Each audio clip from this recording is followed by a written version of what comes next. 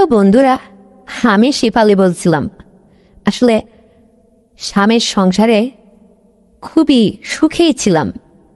10টা বছর স্বামীর সংসার থেকে যখন অতিবাহিত হয়ে গেল, তখন আমিও নিঃসন্তান ছিলাম। আমার কোনো ছেলে মেয়ে কিছুই হয়েছিল না। আমার স্বামীর এই শহরে কসমেটিক্সের ব্যবসা ছিল।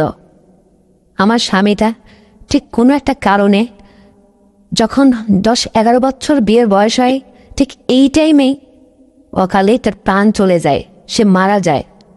কিন্তু আমার স্বামীর সাথে খুব বিশ্বাস্ত একটা ছেলে আমাদের দোকানে কর্মচারী ছিল, ওর নাম রফিকুর।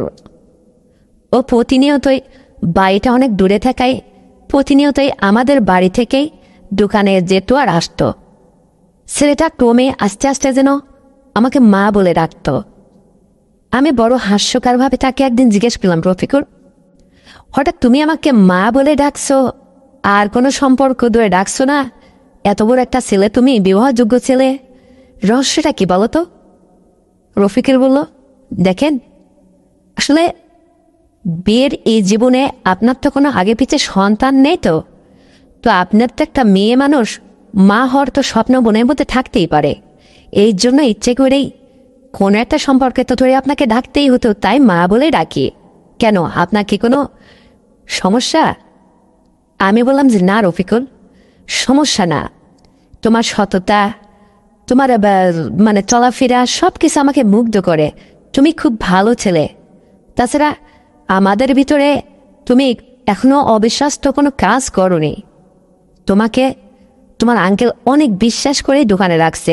দেখো না, দোকানে তোমার উপরে ফেলে রেখে তোমার আঙ্কেল মাঝে মাঝে বাড়িতে চলে আসতো। তো রফিকুল তখন লজ্জায় মুখটা নিজে করে বলল, জি মা, আসলে আমি যেন এভাবে চলতে পারি, কারণ আমি ছোটবেলায় মাকে হারিয়েছি। আমারও কাউকে মা ডাকতে ইচ্ছা করে, আর সুযোগ দিয়েও তো আছেই। আপনারও সন্তানাদি কিছু হয়নি, তাই মা বলে ডাকি, আপত্তি করবেন না। আমি বললাম, ঠিক আছে বাবা, তুমি আমাকে মা বলে ডেকো। কিন্তু বন্ধুরা, আমার স্বামী যখন মারা গেল, ওই কসমেটিক্সের ব্যবসা তখন কে ধরে রাখবে? রফিকুল তো আসলে আমার নিজের ছেলে না, ও আমার দোকানের কর্মচারী।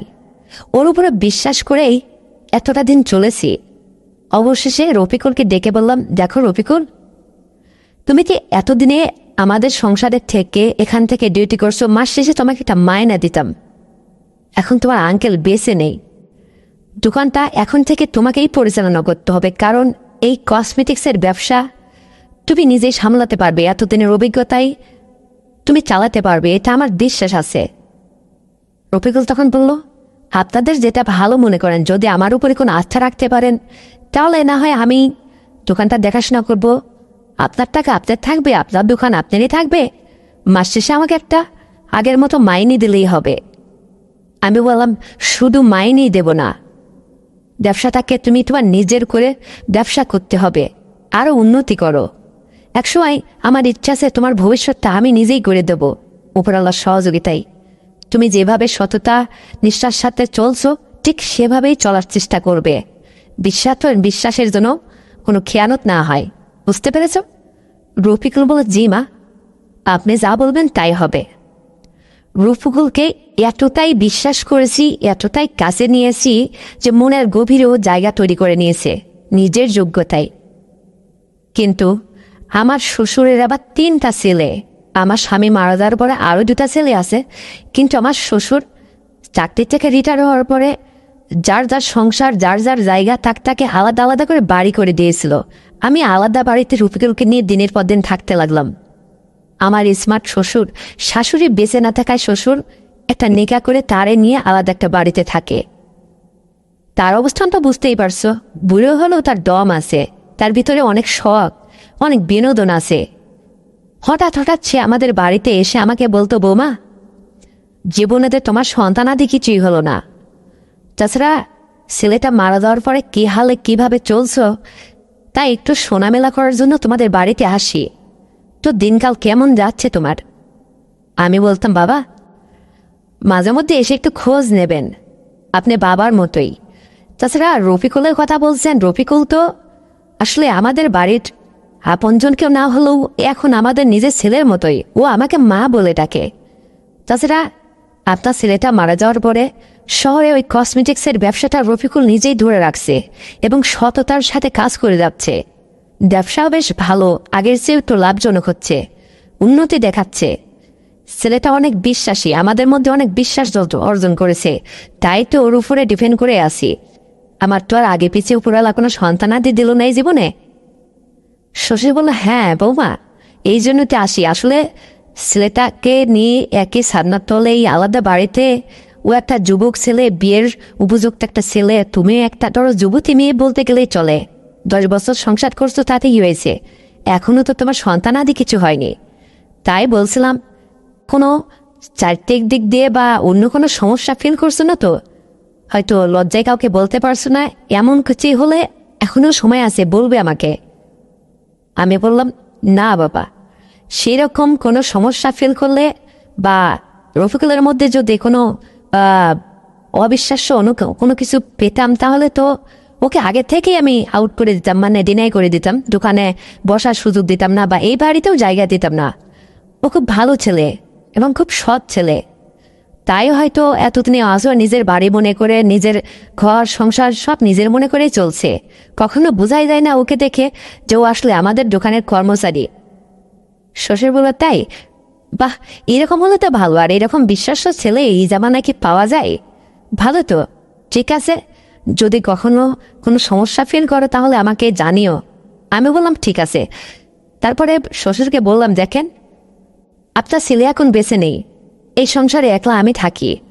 তাছাড়া আমার বাবা অবশ্যই আমাকে বলেছিল স্বামীর সংসার ছেড়ে বাড়িতে আসতে, আমাকে নাকি অন্য জায়গায় আবার বিয়ে শাদী দেবে। আমি কিন্তু তাতে বাবা রাজি হইনি, কারণ স্বামীর এই ব্যবসা, প্রপার্টি, এই বাড়ি, এই সংসার ছেড়ে কোথাও যেতে ইচ্ছে করছে না, আর ইচ্ছাও করছে না যে নতুন করে আবার ঘর সংসার কারোর সাথে করি। তাই হয়তো আপনার ছেলের এই শেষ স্মৃতিটুকু ধরে এখানে পড়ে আসি। চিন্তা করবেন না বাবা। শ্বশুরকে কথা বলায় শ্বশুর যা বিদায় হলো বাড়ি থেকে। রফিকুল নিয়মিত সকালবেলা সে যায় দোকানে, রাত্রে আসে। রফিকুল পাশের রুমেই ঠিক ঘুমাতো, আমি এদিকে ঘুমাতাম। রফিকুলের চরিত্রের মধ্যে না কোনো রকম কোনো ত্রুটি আমি কোনোদিন খুঁজে পাইনি। হঠাৎ সেই রফিকুলের ফোনে আমি একদিন চেক করতে গিয়ে দেখলাম, যা বলার নয়, মানে আমি স্নান করতাম ঠিক বাড়ির সামনে, অর্থাৎ আমাদের উঠোন পাড়েই একটু আলাদা জায়গায়, একটু ওয়াল করে, হাফ ওয়াল করে ঘেরোয়া করা। বাড়িতে তো আর লোকজন নেই, কিন্তু প্রত্যেকটা শুক্রবারের ছুটির দিনে দোকানটা তো বন্ধ থাকে। রফিকুল সেদিন ঠিক বাড়িতেই থাকতো। কিন্তু এটাও আমার কাছে একটা কষ্টের ব্যাপার যে রফিকুল এই ধরনের ভিডিওগুলি কোথায় পেল? ও তো বাড়িতে থাকে না দিনের বেলা। আমি অবাক হই। তারপরে আমি অ্যান্সার পেয়ে গেলাম যে ও তো শুক্রবারে বাড়িতে থাকে। ঠিক ওর এই কাজটা, তাহলে এই ম্যানম্যানি, এই সততার আড়ালে এসব কী চলছে? তার মানে আমি স্নান করি, কিভাবে কি চেঞ্জ করেছি, কিভাবে কি হয়েছে, সেটার ভিডিও রফিকুলের ফোনে। এটা দেখে আমি অবাক হয়ে গেলাম, মনে মনে থাকলাম, কিছু রফিকুলকে বলিনি যে রফিকুলের সততা। রফিকুল আজ পর্যন্ত আমার সাথে কোনো বিশ্বাসের অমর্যাদা করেনি, টাকা পয়সার কোনো লোভ লালসা করেনি। কিন্তু এটা ওর মোবাইলে আমি কি দেখতে পেয়েছি, আমার যেন পুরো আসমান জমিন এক হয়ে যাচ্ছে। সব কিছুর আড়ালে আমি একটা যুবতী মেয়ে। রফিকুল চাইলেই অবশ্যই রাত গভীরে আমাকে কোনো না কোনো কিছু প্রপোজ করে বসতো, কোনো অফার করে বসতো, কিন্তু তাও তো কখনো সে বলেনি। বা তার চাল চলন, তাকানে, চলাফেরা, এটাতে বোঝা যায় না যে রফিকুলের মনে এইসব চলছে। তলে তলে রফিকুল এত দূর। যা হোক, কিছু বললাম না, চুপচাপ আছি, দেখা যাক এর শেষ রিয়াকশনটা কি হয়। অগ্রিম যেহেতু তার ভিতরের খবরটা পেয়ে গেলাম। যা হোক, এভাবেই কয়েকটা দিন অতিবাহিত হয়ে গেল। আমিও একটু মনে মনে সজাগ থাকলাম যে দেখি। তো শুক্রবারে আমি এভাবে স্নান করতে ঢুকছি বাথরুমের ভিতরে। রফিকুল সবে মাত্র এদিকে আসছিল আগায়ে। আমি তখন বুঝতে পারছি রফিকুল আসছে, তবে একটু চুপি চুপি। তারপরে ঠিক মোবাইলটা ওখানে হালকা করে ভিডিওটা অন করে সেট করে রাখছে। আমি হঠাৎ করেই তাড়াহুড়ো করে কাপড় চেঞ্জ করে আর বের হয়ে যায় এবং মোবাইলটা হাতে নিই। বললাম, রফিকুল, মোবাইল এখানে কেন? আর এখানে তো ভিডিও অন করা হয়েছে, তুমি কি আমার কোনো ভিডিও? না না, এসব কি রফিকুল? রফিকুল কথায় কথায় উত্তর দিল, ও বা আসলে আমি ওই যে কলপারে গেছিলাম তো, মোবাইলটা জাস্ট ওখানে রেখে আমি কলের কাজটা সেরে আসছি, তো আমার মোবাইলটা নিতে একদম ভুলে গেছিলাম। কই দেখি ফোনটা দেন তো। আমি ফোনটা তার হাতে দিলাম না, বললাম, তোমাকে আমি ফোনটা এখন দিতে পারছি না, আমার অনেক কথা আছে তোমার সাথে, অনেক প্রশ্ন করবো তোমাকে, যে প্রশ্নগুলোর একটা একটা করে অ্যান্সার দেবে তুমি। কি? রফিকুল আমার মুখের দিকে তাকিয়ে মাথাটা নিচু করে বলছে, কেন, আমি কি কোনো অপরাধ করেছি আপনার কাছে? আমি বললাম, না, তুমি প্রকাশ্যে কোনো অপরাধ করনি আমার কাছে, কিন্তু এদিকে আসো, মানুষের আবার শুনলে বলবে তা কি। রফিকুল বলল, কোথায়? আমি বললাম, ঘরে আসো। রফিকুল ডেকে নিয়ে ঘরে গেলাম। বললাম, এই সমস্ত ভিডিও কেন তুমি এইরকম ভিডিও ধারণ করছো আমার? এই যে আমি উঠোনে কলপারে, এই বাড়িতে তো আমি আর তুমি ছাড়া কেউ থাকে না। দেখো রফিকুল, আমি তোমাকে অনেক বিশ্বাস করে আমার মনের গভীরে জায়গা দিয়েছি, এই বাড়ির সন্তান বলে তোমাকে আমি জানি, কিন্তু আজকে তুমি এটা কি করলে? তোমার মনে এই সমস্ত কি চলছে বলো তো? তুমি আর কি করছো? আমাকে নিয়ে কি তুমি অন্য কোনো কিছু ভাবছো, নাকি তোমার মনে অন্য কোনো কিছু চলছে? রফিকুল, বলো তো কি হয়েছে ব্যাপারটা? আমি তো কোনোদিন তোমার মধ্যে সহজ সরল সরলতা ছাড়া আর কিছুই পাইনি, তবে এসব কি দেখছি? রফিকুল তখন মানে লজ্জা ভয়ে মাথাটা নিচু করে আঙ্গুল চুলকাতে চুলকাতে বলছে, দেখেন মা, আসলে হ্যাঁ, ভিডিওগুলো আমি করছি কারণ আমি আপনাকে অনেক অনেক ভালোবাসি, অনেক ভালো জানি, আর আপনার দিনের পর দিনেই একা থাকা কষ্টটা না আমি একদম সইতে পারছি না, খুব খারাপ লাগে। আপনি একটা মহান ব্যক্তি, কারণ স্বামীকে জীবনে এতটাই ভালোবেসেছেন যে সে মারা যাওয়ার পরও তার ভিটেটা ধরেই আপনি পড়ে আছেন, অথচ আপনার এখন সংসার করার কথা, কোনো স্বামীর সাথে দাম্পত্য জীবনে সুখী হওয়ার কথা। আপনার তো একটা মেয়ে মানুষ, আপনার একটা দাম্পত্য জীবনের শখ আহ্লাদ তো অবশ্যই আছে, তবে যদি আমি আপনাকে এ বিষয়ে কোনো সহযোগিতা করতে পারতাম, তো লজ্জায় কিছু বলছি না। আমি বললাম, তার মানে কি রফিকুল? তুমি আসলে পরিষ্কার ভাষায় বলো তো, এসব কি বলছো তুমি? তুমি কিভাবে আমাকে এ বিষয়ে সহযোগিতা করতে চাও? রফিকুল বলল, দেখেন, আমি আপনার আসলে আপন কেউ নই, আমি পরের ছেলে, আমার বাড়িটা হচ্ছে গ্রামে, আমি একটা বিবাহযোগ্য ছেলে, আজ এতটা বছর আপনাদের বাড়িতে আছি, কখনো কি আপনার সাথে এই ধরনের কোনো কথা প্রকাশ্যে বলেছি? আমি বললাম, না, তা ঠিক তুমি বলনি, কিন্তু হঠাৎ আসতে কেন এই সমস্ত চলছে? রফিকুল তখন উত্তর দিল, দেখেন, দিনের পর দিন আপনি ওই রুমটাতে একলা একলা শুয়ে থাকেন, কোন ব্যক্তিটার মনের মধ্যে এই সমস্ত স্বপ্ন জাগে না বলেন? আমার মনের মধ্যে এত কিছুই বলতুম, মনে হতো কি যে গভীর রাত্রে উঠে গিয়ে আপনাকে ডেকে দুটো কথা বলি। আপনাকে নিয়ে দিনে দিনে স্বপ্ন দেখতে দেখতে আমি স্বপ্নর পাহাড় গড়ে তুলেছি, আপনাকে আমি অনেক ভালোবাসি, আমি আপনাকে এই কষ্ট থেকে রেহাই দিতে চাই, যদি আপনার কোনো আপত্তি না থাকে। আমার বাড়িটা গ্রামে, আমি গ্রামের ছেলে, বাড়ি থেকে এখানে এসে আপনার সাথে এই যে দিনের পর দিন থাকছি, আপনাদের ব্যবসা প্রপার্টি বড় বিশ্বাসের সাথে মানে সব কিছু সামলিয়ে ব্যবসা চালিয়ে যাচ্ছি, কোনো বিশ্বাসের অমর্যাদা করিনি আমি সবই ঠিক আছি, শুধু আপনার ভবিষ্যৎ নিয়ে আমি ভাবছি খুব কঠিন আকারে, যে এত গভীরে চলে গেছি ভাবতে ভাবতে শেষ পর্যন্ত আমি আপনাকে অনেক ভালোবেসে ফেলেছি।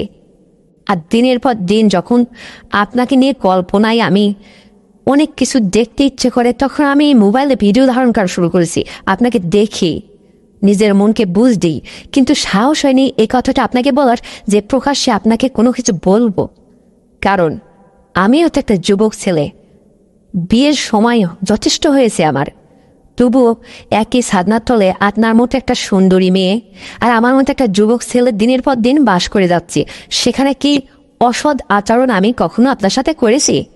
আমি বললাম না, তা তো কখনোই করনি। আর এই জন্যই তো অবাক হচ্ছে যে রফিকুলের মনের মধ্যে তো কখনো অসৎ আচরণ আমি খুঁজে পাইনি। তবে রফিকুলের মোবাইল দিয়ে এই সমস্ত ভিডিও দিনের পর দিন সে কেন আমার ধারণ করে সে তার মোবাইলে দূরে রাখছে?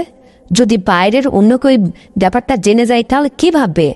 আমাদের নামে কোনো একটা বদনাম উঠে যাবে, যেহেতু আমার স্বামী বেঁচে নেই। তুমি একটা পরের ছেলে, যুবক ছেলে, তোমার সাথে আমার কোনো রক্তের সম্পর্ক নেই, কোনো বন্ধন না। তুমি পরের ছেলে, আমি পরের মেয়ে, এটাই হচ্ছে আসল সম্পর্ক। তবে এটা ঠিক না, তুমি তোমার মোবাইল থেকে ওগুলা এখনই মুছে ফেলো, ডিলিট করে দাও। রফিকুল আমাকে দেখিয়ে বলল যে না না, এগুলো আমি ডিলিট করতে পারবো না। আমার যখন ইচ্ছে হয় আমি আপনাকে এভাবেই দেখি। আপনি কি জানেন শত শত ছবি আমি আপনার তুলেছি গোপনে? আপনি যখন আমাকে সামনে বসে ভাত খাতি দিয়ে সামনে বসে থাকেন, আমি চুপি চুপি আপনার ফোনটা একটু স্ক্রল করার ছলে, টিপাটিপির ছলে আপনার টুক করে দুটা ছবি উঠায়নি। সেটা আলে গিয়ে আমি মন ভরে আপনাকে তাকিয়ে তাকিয়ে দেখি। আমি বললাম, তাই তুমি আমাকে এতটা ভালোবাসো? তবে সবই ঠিক আছে, তবে এই কথাটাই এতদিনই আমাকে বলার সাহস হয়নি কেন তোমার? তুমি কেমন ছেলে? আর এই কথা মানুষ জানুক এটা আমি চাই না। আসলে রফিকুল, সত্যি করে বলো তো, মানে তোমার সর্বশেষ ইচ্ছা আমাকে নিয়ে কি? তুমি কি করতে চাচ্ছ, কি বলতে চাইছো আমাকে? ক্লিয়ার করে বলো তো বাবা, তাহলে ব্যাপারটা আমার কাছে একটু সহজ হয়, যাতে আমি তোমার উপরে এত রেগে না যাই। বলো তো কি চলছে? তুমি আমাকে একটা সম্পর্ক ধরে ডাকো, আমি সেভাবেই তোমার সাথে চলে আসতেছি। কিন্তু এটা কি আদৌ মিথ্যে হয়ে যাবে? রফিকুল মুখ নাড়িয়ে বলল, হ্যাঁ, এই সম্পর্কটা ধরে রাখার মতো নয়। আমি ঠাট্টার ছলে, ইয়ার্কির ছলে আপনার দাম্পত্য জীবনে যখন সন্তানাদি কিছুই হয়েছিল না, তখন কথায় কথায় আমি ডেকেছিলাম। কিন্তু আজকে যেটা বলতেছি আপনাকে, এটাই সঠিক, এটাই বাস্তব। আমি আপনাকে সারাটা জীবনের জন্য সুখী করতে চাই। অনেক কিছু থেকে আপনি বিরত আছেন, অনেক সুখ থেকে আপনি বিরত আছেন, এটাকে জীবন বলে না।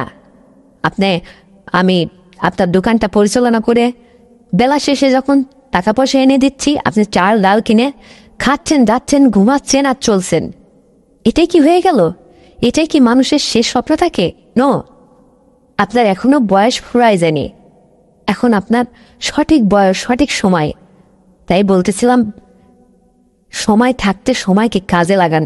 আপনার এত সুন্দর চেহারা, এত সুন্দর সুরল জীবন যৌবন, সব কিছুকে একটু কাজে লাগান। নিজেরও তো একটা ইচ্ছে বলে কথা আছে। কেমন যেন আপনি একদম পাষাণ হয়ে গেছেন। এভাবে মানুষের জীবন আবেগ দিয়ে চলে না। পিছনের দিনকে ভুলে যান। Past is past. বর্তমানে একটু ভালোভাবে বাঁচতে শিখুন। দেখেন না, আপনার বাবা মা আপনাকে বিয়ের জন্য তাদের সংসারে নিয়ে যাওয়ার কয়েকবার অফার করছে, আপনি যাননি, ঠিক আছে। কিন্তু আমিও তো একটা যোগ্য ছেলে, আমি বিয়ের উপযুক্ত একটা ছেলে। আপনার সাথে খুব বেশি হলে বয়সে ক বছরের বা ডিফারেন্স হবে। তাই বলি কি, যেহেতু আপনার সংসারে আমি বিশ্বাস অর্জন করেছি, আপনার সংসারকে আমি নিজের করে দেখছি, কোনো আমানতের খেয়ানত করিনি। আপনার লক্ষ লক্ষ টাকার ব্যবসায় শহরে রয়েছে, সেটাকে ঠিকঠাক মতো পরিচালনা করে এই সংসারের আয়োন্নতি যাই হোক সুন্দরভাবে চলছি, সবই তো নিজের মনে করি। শুধু আপনাকে যদি আমি আপন করে পেতাম না, তাহলে সব মিটে যেত। আমি বললাম, তাই? রফিকুল, তুমি এই কথাটা আমাকে আগে বলনি কেন? বিশ্বাস করো, কি করে আমি তোমাকে বলবো? হ্যাঁ রফিকুল, তুমি আজকে মনের কথাটাই বলেছ। সত্যি আমি অনেক কষ্টে আছি, আমার একদম দিন যায় না জানো। রাত যতটা গভীর হয় যেন আমার কষ্ট ততই মনের মধ্যে ভিড় করে, অনেক কষ্টে আমার রাতটা পোহায়। কখনো কখনো কোলবালের সঙ্গে নিয়ে জড়িয়ে একটু ঘুমায়, কখনো একিট ও কাত ফিরে চিৎকাত হয়ে ঘুম আসে না। এইভাবেই একভাবে ঘুমায় পড়ি। কি করব, মেয়ে মানুষ তো, মুখ ফুটে আসলে কাউকে কোনো কিছু বলতে চাইলেও সেটা পারে না। আর তুমিও তো একটা যুবক ছেলে, মনের মধ্যে এই সমস্ত চলছে, তুমি আকার ইঙ্গিতেও তো আমি বুঝতে পারিনি আসলে তোমার মধ্যে কি চলছে। তুমি একটা কঠিন মানুষ। তবে আমি যদি আজকে তোমার মোবাইলে এরকম ভিডিওটা ধারণ করা আমি দেখতে না পেতাম, তাহলে হয়তো আজও আমি বুঝতে পারতাম না যে তোমার মনের মধ্যে সব কি চলছে। তো তুমি কি বলতে চাও? আসলে কি সারাটা জীবন তুমি এই সংসারে থেকেই আমার দায়িত্ব নেবে? আমার মতো একটা 10 বছর সংসার করা মেয়েকে তুমি তোমার জীবনে মেখে নেবে? তোমার বাবা মা যারা আছে তারা কি মেনে নেবে? রফিকুল বলল, দেখেন, আমার মা ছোটবেলায় মারা গেছে। বাবা আরটা বিয়ে করে সেই সংসারে তাকে নিয়ে খুব নাজেহাল অবস্থায় থাকে। এই জন্য তো আমি বেশ অনেক বছরই আপনাদের বাড়িতে কাটিয়েছি। কর্ম খুঁজেছি, পাইনি। একজন দোকানের সেলারম্যান, তার ক টাকাই বা বেতন হয়। পেটে ভাতে থাকতে থাকতে হয়তো আজকে এত দূর এসেছি।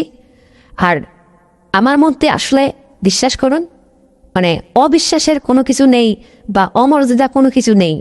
আমি আপনাকে সবসময় আপন করে জানি। আপনার পরিবার, আপনার সংসার সবই আমি আমার করেই এতদিন চলে আসতেছি এবং আজও সেভাবেই আছি। তবে আপনার জন্য আমার প্রাণটা সবসময় কাঁদে। মনে মনে ভাবি কি জানেন, যখন রাত গভীর হয়, একলা একলা আমি ঘুমাই এ রুমে, পাশেই আপনার রুমে আপনি ঘুমান।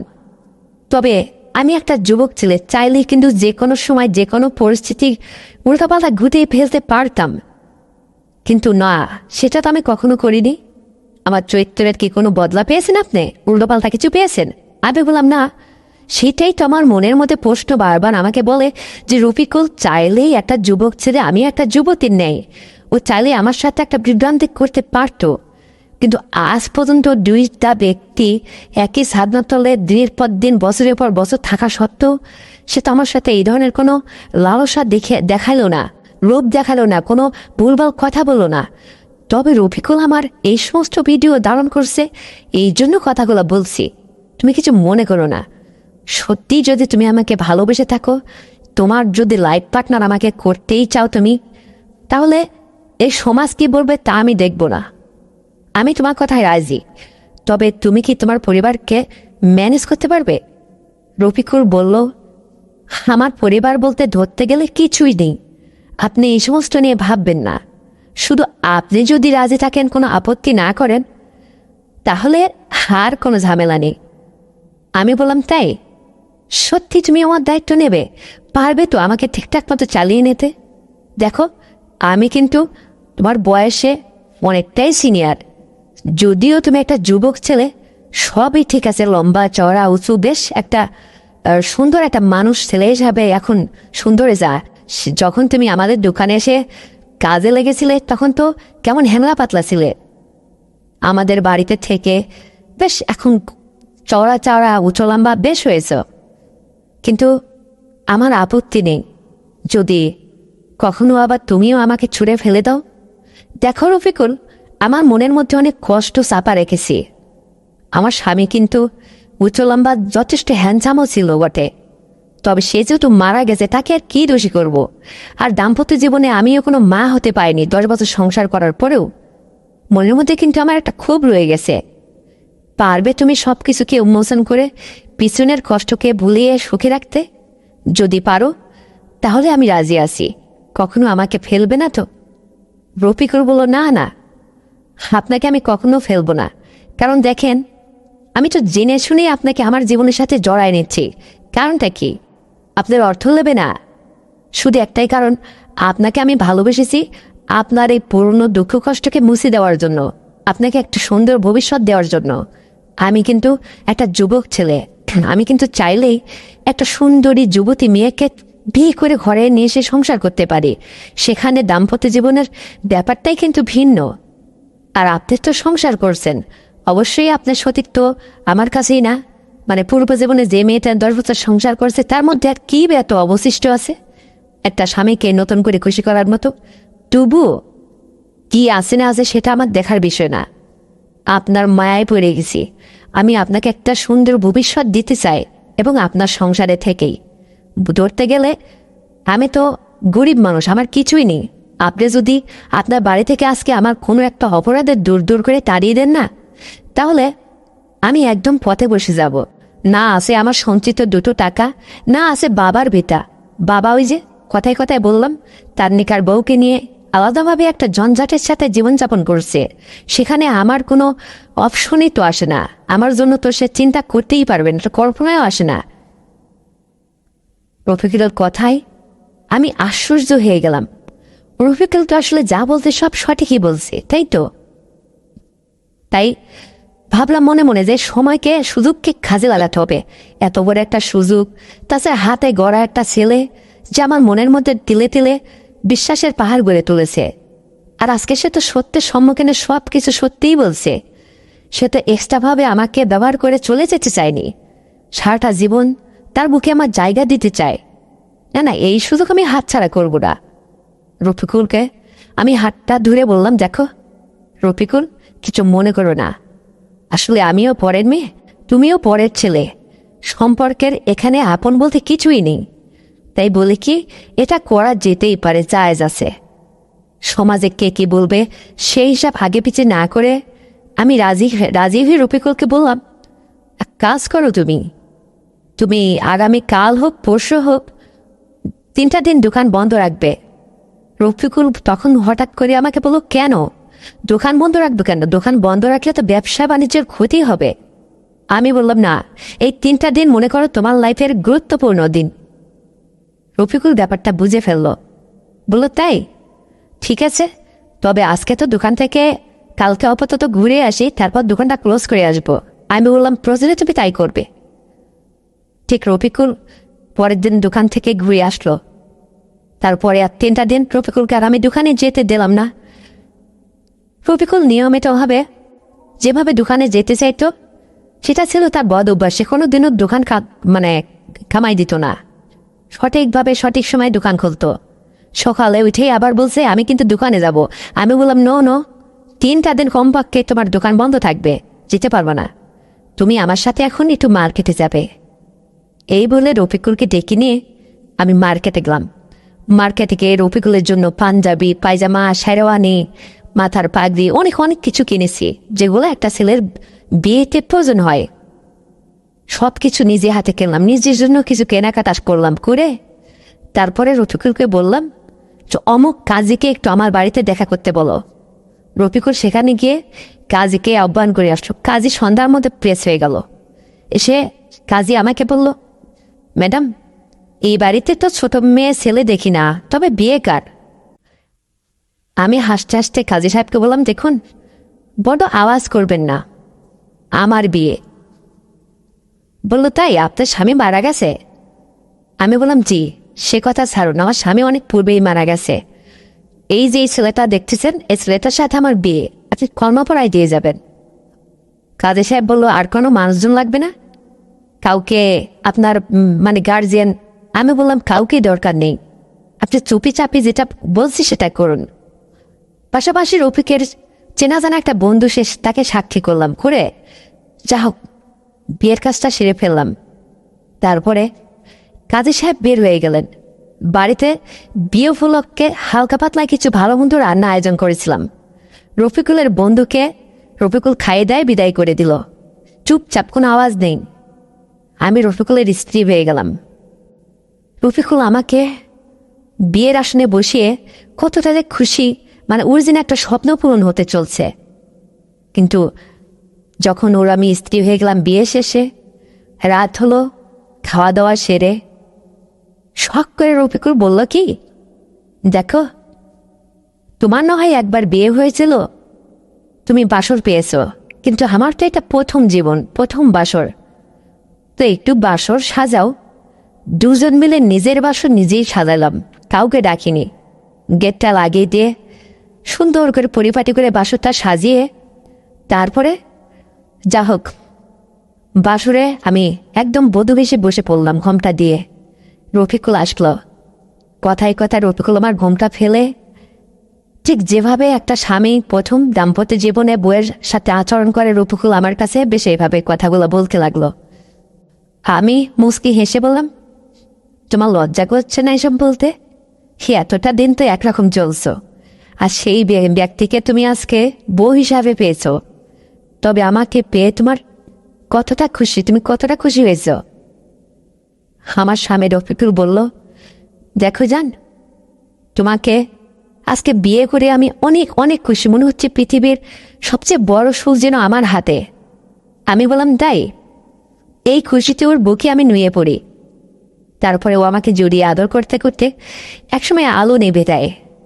তারপরে যা হলো, শুরুতেই অনেক সময়ে কথাবার্তায় রফিকুর অনেক সুন্দর করে আমাকে সখী করলো অনেক সময় ধরে। ও একটা যুবক ছেলে তো, অদম আছে বটে। সব শেষে বললাম, কি খুশি হয়েছে? তবে আমি কি পারবো তোমার জীবনে তোমাকে সুখী করতে?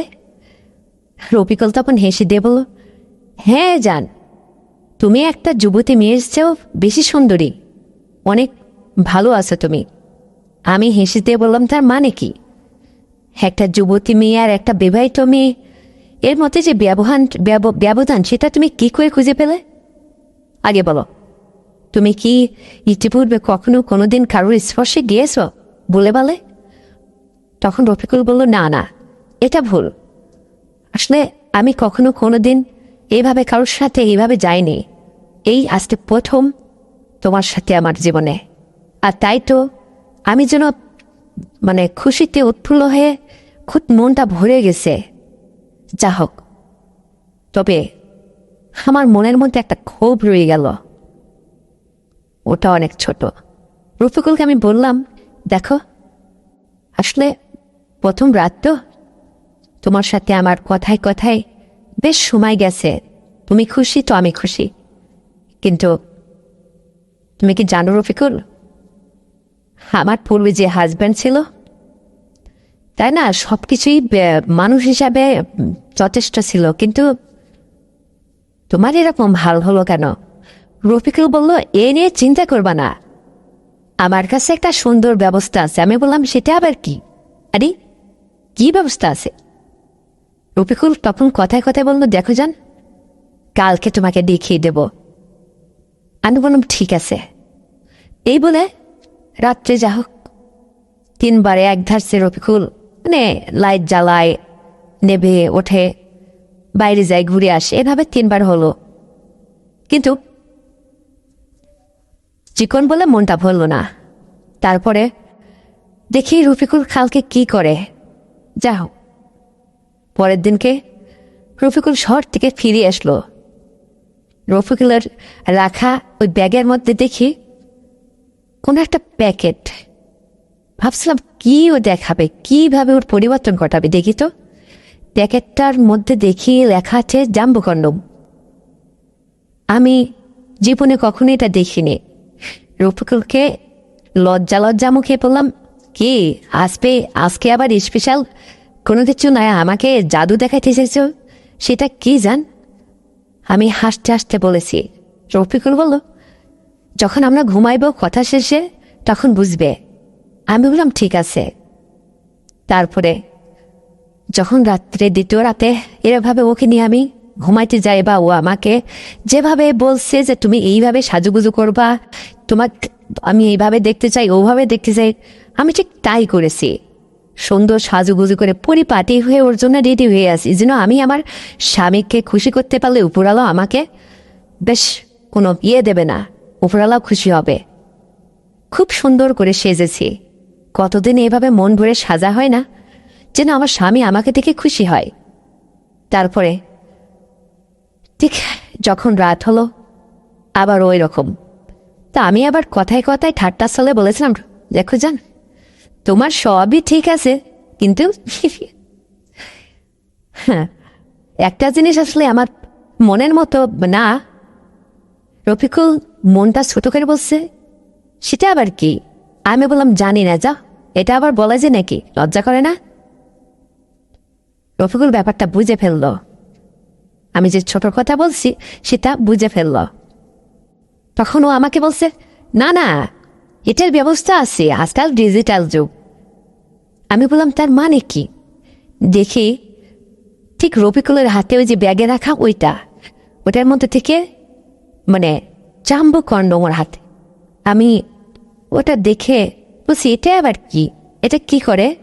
বলছে, এটা হলে তুমি পরিপূর্ণতার সাথে মানে সুখ লাভ করতে পারবে, দাম্পত্য জীবনে তুমি অনেক সুখী হবে। বুঝতে পেরেছ? আমি বললাম তাই। দেখি অনেক মোটা এবং ওটা 7 ইঞ্চি পুরো লম্বা, বেশ সুন্দর। আমি বললাম যে এটা খরিদ করছো থেকে? বললো এটা মার্কেট প্লেসে আজকাল অনলাইনেও অর্ডার করলেই পাওয়া যায়, বেশ পাওয়া যায় এটা। আমি বললাম তাই। লজ্জা লাগতে লাগলো। আমি বাটিটা নিভে দিলাম। তারপরে না, যা হোক, কথাবার্তা শেষে হঠাৎ করেই মানে আমি মনে হচ্ছে জীবনে কখনো এত সুখ পাইনি, এত সুখী হতে পারিনি। সুন্দর, আমার প্রাণটা জুড়িয়ে গেল, যেন আজকে আমি পরিপূর্ণ একটা সুখ অনুভূতি, একটা সুসময় লাভ করলাম।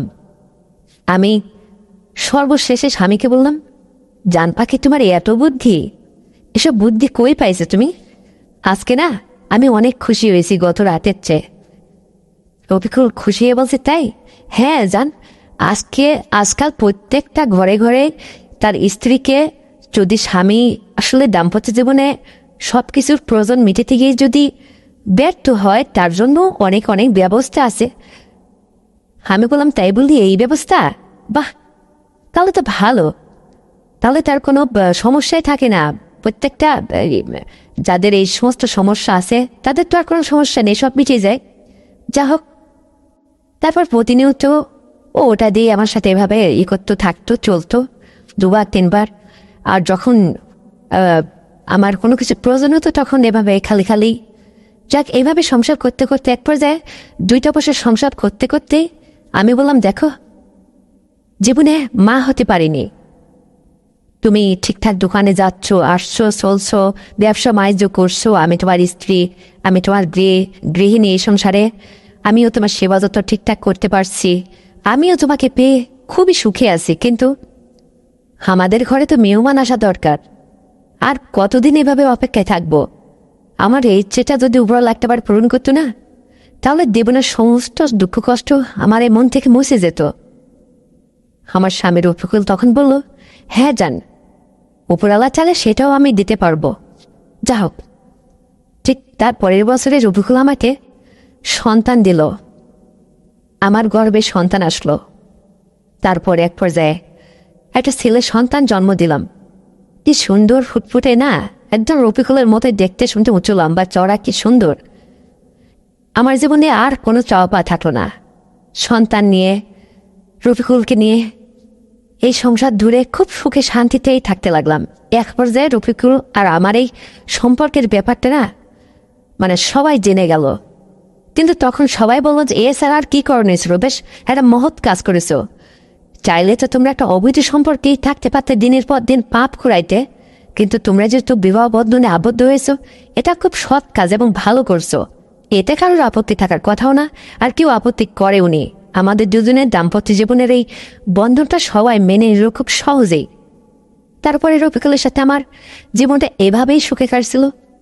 তো বন্ধুরা, আসলে কার কপালে, কার ভাগ্যে কখন কি লিখন থাকে এটা উপরওয়ালাই জানে। হয়তো আমার জীবনে এরকমটা ছিল। তো এই গল্পটা শুনে আজকে তোমাদের কেমন লেগেছে? তোমরা কতটুকু বিনোদন পেয়েছো এই গল্প থেকে?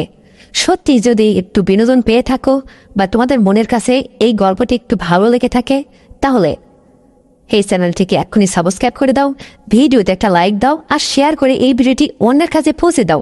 ফিরছি আর আগামীকাল আবারও নতুন কোনো গল্প নিয়ে। ততক্ষণে সবাই তোমরা ভালো থাকবে, নিজের প্রতি খেয়াল রাখবে, এই প্রত্যাশায় আজ এখানেই বিদায় নিচ্ছি। আল্লাহ হাফেজ।